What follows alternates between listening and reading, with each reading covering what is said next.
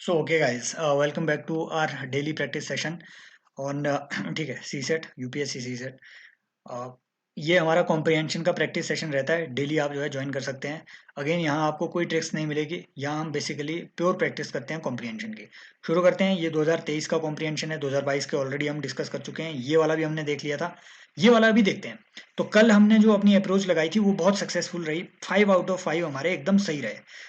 और हमारी जो अप्रोच है, जो नए लर्नर है उन्हें बता दें कि हम सबसे पहले यहाँ पे अटेम्प्ट करते हैं। ठीक है, मैं भी करता हूँ, आप भी करते हैं मिल करके। फिर ये चेक करते हैं कि यूपीएससी के आंसर की उससे कैसे रिलेट करती है, कितनी कर रिलेट करती है। तो कल हमारी अप्रोच क्या थी? हमने नई अप्रोच ली। पहले हम क्वेश्चन को पढ़ रहे हैं, अपने लिए इजी कर रहे हैं वहाँ पे टास्क, और उसके बाद हम ऊपर ढूंढने की कोशिश कर रहे हैं जो आपसे क्वेश्चन पूछ रहा है। फिर से ठीक है, वही अप्रोच लेते हैं। यहाँ पढ़ते हैं कि which one of the following are the crux of the passage. कुछ लर्नर थे जो टेलीग्राम ग्रुप में मुझसे पूछ रहे थे कि मैसेज क्रक्स वगैरह में और कंक्लूजन वगैरह में कंफ्यूज हो जाते हैं कि कैसे क्रक्स ढूंढा जाए। याद रखना, क्रक्स जब भी आप ढूंढ रहे हैं वो आपके पैसेज की लिमिटेशन के बाहर नहीं होना चाहिए, उसके अंदर ही होना चाहिए। राइट, जो उसमें कहा है एग्जैक्टली वही होना चाहिए। कुछ भी एजम्पशन नहीं बनानी है अपनी ओर से। अब देखिए क्रक्स को यहाँ पे पहले ठीक है पढ़ते हैं इन ऑप्शंस को। पहले देखने की कोशिश करते हैं कि कौन यहाँ पे ऐसा ऊट पटांग जैसा ऑप्शन हो। Scheme of universal basic income should be implemented world wide as a way of poverty alleviation. हो सकता है ऊपर ऐसा कुछ लिखा हो। Then we must place food based nutrition at the centre of our policy debate. हो सकता है ऊपर ऐसा लिखा हो। Nutritional status of food should be improved for creating appropriate genetically modified crop. हो सकता है ऐसा भी कुछ लिखा हो। Using modern food processing technologies we must fortify food items. ये भी हो सकता है कि ऊपर कुछ लिखा हो। अब देखते हैं, ऊपर पढ़ते हैं। यहाँ से हमें गरीबी के बारे में थोड़ा आइडिया लग गया है कि पैसेज कुछ गरीबी से रिलेटेड है। क्वेश्चन क्या है अभी यहाँ पे पढ़ो जरा, ठीक है, पॉज करके पढ़िए।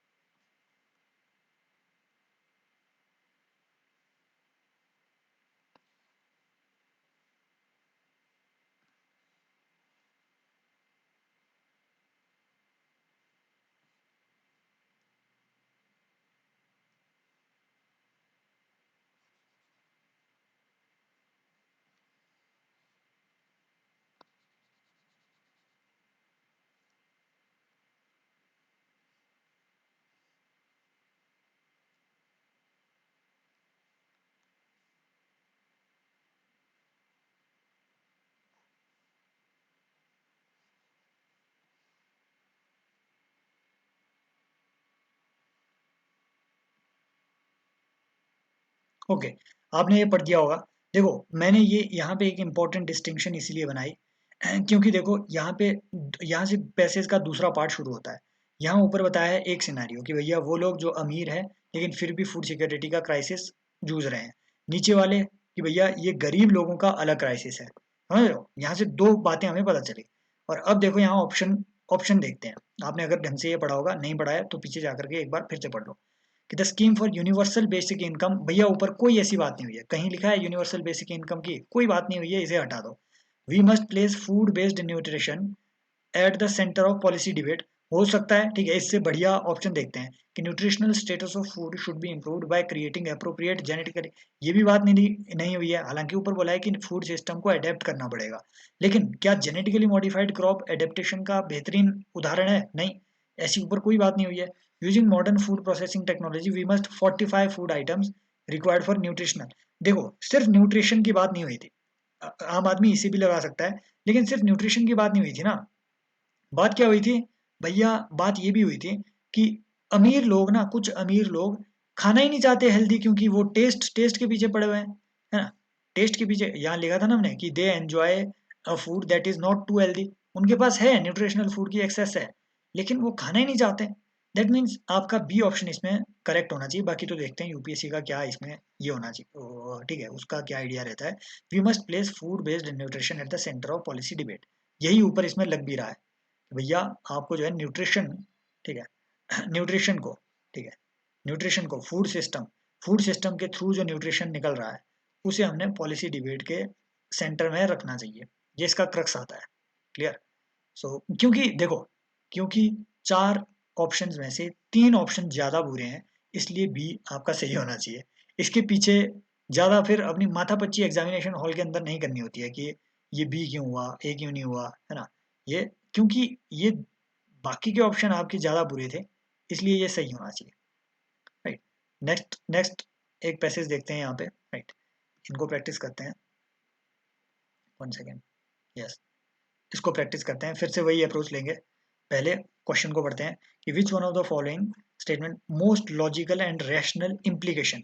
इम्प्लीकेशन मतलब इसका इफेक्ट फ्यूचर में क्या होगा, है ना? Implication conveyed by the message. कि 1 सेकेंड गाइस, ठीक है, कि इसका इम्प्लीकेशन क्या है? Arbitrary curb on vehicles to reduce the pollution are difficult to ठीक है। इम्प्लीकेशन मतलब हाँ, कि भैया इस ऊपर जो पैसेज है इसका मतलब क्या है, बेसिकली इम्प्लाई क्या करता है कि arbitrary curbs on vehicle to reduce the pollution are difficult to implement। हो सकता है ऐसा कुछ लिखा हो आगे, knee jerk reactions cannot solve the problem of pollution but an evidence based approach. हो सकता है ऐसा भी लिखा हो। Heavy penalty should be enforced on those driving without periodic pollution. हो सकता है। Then an absence of in the absence of law deal with the problem of pollution the administration tends to make arbitrary decision। बहुत limit जैसा है, limited जैसा है, लेकिन देखते हैं कि ये पैसेज क्या कर रहा है। अब पैसेज को पढ़ते हैं, right? To tackle the problem of pollution in cities, policymakers think that drastic actions, policymakers think that drastic actions, temporary use of odd even, ठीक है, ये सिस्टम वगैरह, व्हीकल क्लोजिंग, स्कूल, फैक्ट्रीज, ये चीजें ना ऐसे हाईलाइट करके पढ़नी होती है बस, है ना? Are certain type of way forward. Even then the air is not clean. भैया दिल्ली में ये सब हो रहा है, फिर भी एयर जो है क्लीन नहीं है। And vehicles move more than 15 years old, uh, vehicles more than 15-year-old comprise the 1% of total, and taking them off the road will not make difference। देखो, यही ऑप्शन हमने देखा था ना नीचे। ऑप्शन आया था कि भैया आपको जो है ओल्ड व्हीकल्स को हटाना पड़ेगा पोल्यूशन के लिए। Heavy penalty should be enforced on driving without periodic pollution test, है ना? या फिर आर्बिट्रेरी कर्व्स ऑन, ऐसा कुछ था नीचे, deal with the problem of pollution administration, ऐसा कुछ था। बाकी देखते हैं। Term road not make any difference. Banning certain fuels, car types arbitrarily is not proper. And okay, arbitrariness is not proper. So banning such people, I mean such cars वगैरह is not proper. Diesel engines produce more PM 2.5 than CO2 and less CO2 than petrol CNG engines. Okay. On the other hand, both diesel and CNG engines produce NOx। ये कुछ भी जरूरत नहीं है इसकी। One has measured the amount of NOx that CNG engines are emitting. Arbitrary bans on vehicles have passed mandatory fitness test and periodic pollution test are unfair।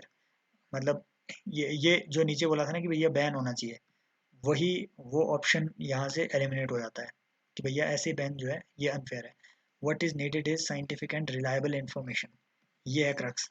Reliable information about the source of pollution and continuing basis of technologies that will work to reduce pollution from them। समझ रहे हो? मतलब arbitrary, ये देखो लो आप कि arbitrary curve on vehicle to reduce the pollution are difficult to implement, right? देखो, ऊपर ओवरऑल पोल्यूशन की बात हुई है, सिर्फ व्हीकल की बात नहीं हुई है, नंबर वन। दूसरा, हालांकि ये बात ऊपर लिखी है लेकिन सिर्फ इसकी बात नहीं हुई है। नी jerk reaction can not solve, ये क्रक्स है इसका। आपने पढ़ा होगा ना ऊपर, तो भैया ऊट पटांग जैसे रिएक्शन हमने नहीं देने हैं, बल्कि ठीक है एक पॉलिसी एविडेंस बेस्ड अप्रोच, ये जो लास्ट में लाइन लिखी हुई है, ठीक है, ये आपकी ऐसी रिलायबल इंफॉर्मेशन को पुश करने की ही बात कर रही है। So this should be the answer. And heavy penalty should be enforced on those driving, ऐसी कोई इसमें ऊपर बात नहीं हुई है। The absence of laws to deal with the problem of pollution, the administration, laws की भी ऐसी कोई बात नहीं हुई है, ठीक है, ऊपर कोई बात नहीं हुई है। अपनी ओर से चीज़ें नहीं घुसेड़नी होती है पैसेज में। नेक्स्ट पढ़ते हैं, ठीक है। नेक्स्ट आपका ये जो 22nd क्वेश्चन है कि which of the following statement best reflect the logical inference. कईयों ने बोला था कि इन्फेरेंस वाले जो क्वेश्चन है ये अपने ठीक है सही नहीं होते हैं। इन्फेरेंस बेसिकली क्या है, जो आप लॉजिकल कंक्लूजन निकाल रहे हो, evidence based conclusion, that is your inference. Conclusion क्या है इस पैसेज का? पैसेज तो हम अभी पढ़ेंगे, बाकी यहाँ देखते हैं, right?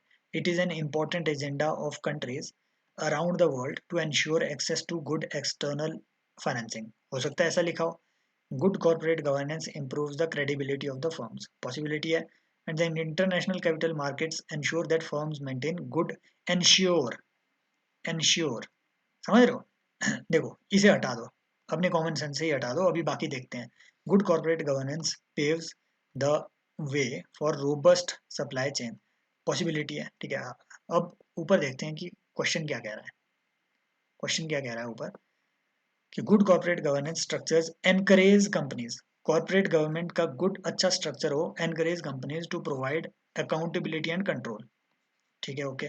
A fundamental reason why corporate governance has moved onto the economic political agenda worldwide has been rapid growth in international capital market, ठीक है। कि भैया कॉर्पोरेट गवर्नेंस को क्यों इतना ज़्यादा प्रमोट किया जा रहा है, इंटरनेशनल कैपिटल मार्केट की वजह से। Effective corporate governance enhances corporate governance enhances access to external financing by firms and leading to greater investment। भैया अगर अच्छी गवर्नेंस प्रैक्टिस किसी कंपनी में होगी तो क्रेडिबिलिटी उसकी बढ़ेगी, सही बात है। Leading to greater investment, higher growth and employment वगैरह। Investors look to place their funds where standards of disclosure, timely accurate financial reporting etc, मतलब जहाँ सब कुछ फेयर हो इन्वेस्टर वहीं पे इन्वेस्ट करना चाहेगा, इसलिए कॉर्पोरेट गवर्नेंस बढ़ भी रही है, राइट। अब देखो यहाँ पे नीचे के कंक्लूजन देखते हैं। कंक्लूजन क्या कह रहे हैं इसमें कि it is important agenda of countries around the world to ensure, देखो कंट्रीज की यहाँ स्पेसिफिकली बात नहीं हुई है, यहाँ overall economy, free market economy की बात हुई है, तो ये तो इसमें नहीं है। नेक्स्ट कि इन, है ना, good governance, corporate governance improves the credibility of the firms, ये ऊपर लिखा तो है कि कॉर्पोरेट गवर्नेंस जितनी अच्छी होगी उससे क्रेडिबिलिटी फर्म्स की बढ़ेगी ताकि इन्वेस्टमेंट ज़्यादा आ सके, है ना, उसी से इन्वेस्टमेंट आएगी। International capital market ensure that firms maintain, देखो ये इसका उल्टा है, ये इसका बिल्कुल उल्टा दिया हुआ है, राइट। और यूपीएससी ने हेल्प करने के लिए इसमें इंश्योर डाल दिया है। रिसेंटली हिंडनबर्ग का क्राइसिस आया, एग्जाम्पल डालो, क्या इंटरनेशनल कैपिटल मार्केट होने से ये हो गया कि भैया मतलब कॉर्पोरेट गवर्नेंस की जो एलिगेशंस लगे वो, है ना, क्या वो बिल्कुल फेयर होगी ये वो सारी चीज़ें, इसलिए ये रॉन्ग भी होगा। और पैसेज अगर आप ऊपर पढ़ो इस लाइन में इसका आंसर दिया हुआ है, हालांकि बहुत वेग है ये, कि effective corporate governance enhances access to external financing, ये ठीक है। What is leading greater access to external financing, effective corporate governance. Effective governance, corporate governance होगी तो एक्सटर्नल फाइनेंसिंग की एक्सेस बढ़ेगी, है ना।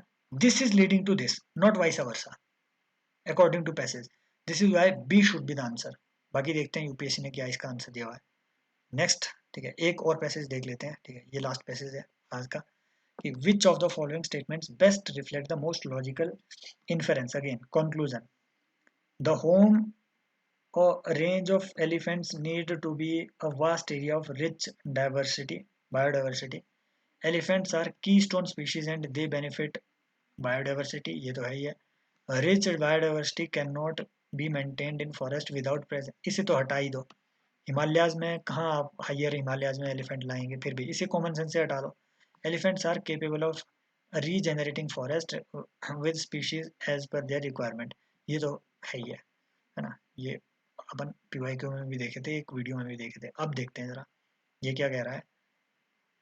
एलिफेंट्स आर लैंडस्केप आर्किटेक्ट्स, ठीक है, creating clearing in the forest, ठीक है, and preventing overgrowth of certain plant species, allowing species for regeneration to other, which in turn provide sustenance to other herbivorous animals, ठीक है, okay.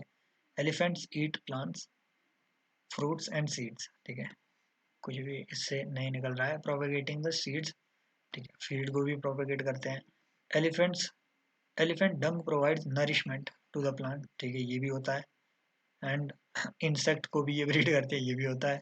In times of drought they access water by digging the hole benefits the entire wildlife. चलो मतलब ये सारे काम कर रहे हैं एलिफेंट। अब देखते हैं इसमें ऑप्शन नीचे फिर से। Home range of elephant needs to be vast area और रिच बायोडर, ऐसा नहीं लिखा हुआ है ऊपर।